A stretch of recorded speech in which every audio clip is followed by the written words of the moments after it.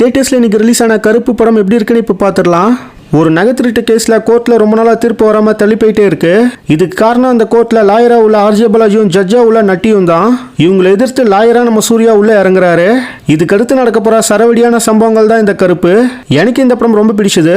ஃபர்ஸ்டே நான் சொல்லிடுறேன், இந்த படத்துல சுத்தமா லாஜிக்கே கிடையாது. ஆக்சுவலா இது ஒரு ஃபேண்டசி ஃபில்ம் மாதிரி தான். ஆனா ஒரு பீக் கமர்ஷியல் சினிமாவை இந்த படத்துல நீங்க பாப்பீங்க. டீசர் ட்ரெய்லர் போஸ்டர்லாம் காமிக்காத ஒரு விஷயத்த படத்துல இவங்க காமிச்சிருக்காங்க. அங்கங்க நிறைய சர்ப்ரைஸ் எலமெண்ட்ஸ் இந்த படத்துல இருக்கு. ஸோ நம்ம சூர்யாவோட கேரக்டர் என்னங்கிறதையோ இல்லைன்னா இந்த படத்தோட ஸ்டோரி என்னங்கிறதையோ தெரிஞ்சிக்காம இந்த படத்தை நீங்க டைரக்டா போய் பாருங்க. அப்பதான் இந்த படத்தை நீங்க வேற லெவலில் என்ஜாய் பண்ணிட்டு வெளியில வரலாம்.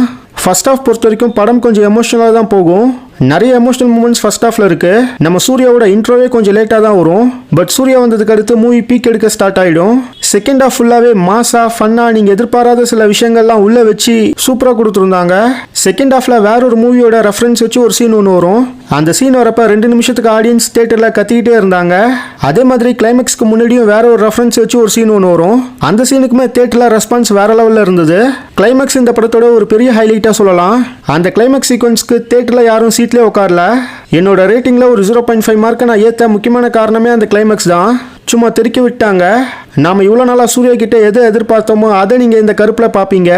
இந்த படத்தில் மாசா நிறைய பெர்ஃபார்மன்ஸை சூர்யா கொடுத்துருந்தாலும் கிளைமேக்ஸில் ஒரு அவார்ட் வினிங் பெர்ஃபார்மன்ஸ் அவர் கொடுத்துருக்காரு.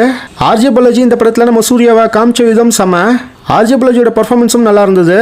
சாய் அபியங்கர் பேக்ரவுண்ட் ஸ்கோர்ல சில இடங்கள்ல ருத்ர தாண்டவம் ஆடி இருக்காரு.